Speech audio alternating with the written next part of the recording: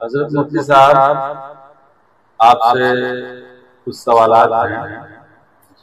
پہلا سوال یہ ہے کہ لوگ میت کے ایصال ثواب کے نام پر لوگوں کی ایک بھیڑ جمع کرتے ہیں اور کھانے پینے کا نظم کو عام کیا جاتا ہے۔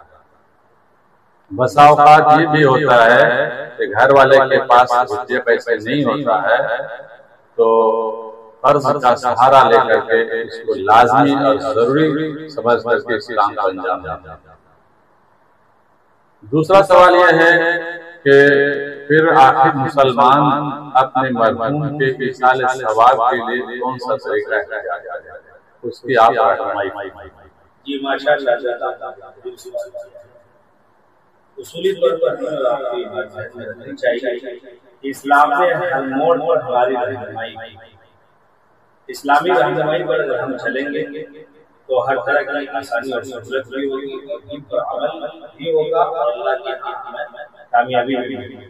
لیکن مسئلہ یہ ہے کہ ہم اسلامی تعلیمات کو چھوڑ دیں، جس کا نتیجہ یہ ہوتا ہے کہ زندگی میں بدعات، ضلالت، گمراہی چھائی جاتی ہے۔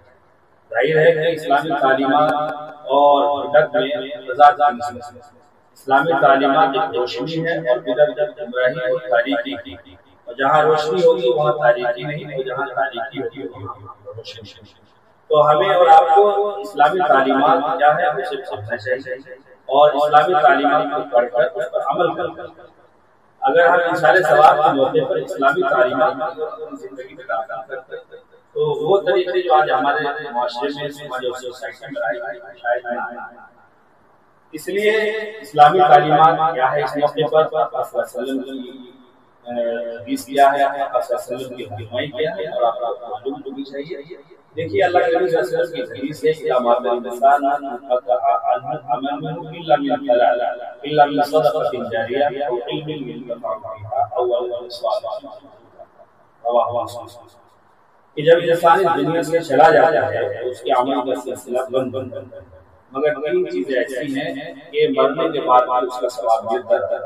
اس میں ایک صدقہ جاریہ ہے، دوسرا علم نافع ہے، اور تیسرا جو ہے وہ نیک صالح عمل۔ یہ تین چیزیں، یہ تین ایسے ہیں کہ مرنے کے بعد بھی اس کا ثواب ملتا ہے۔ آدمی کوئی صدقہ جاریہ کرے یا اس کی طرف سے کوئی کر دے تو اس کا ثواب مرنے والے کو مل جاتا ہے، ٹھیک ہے۔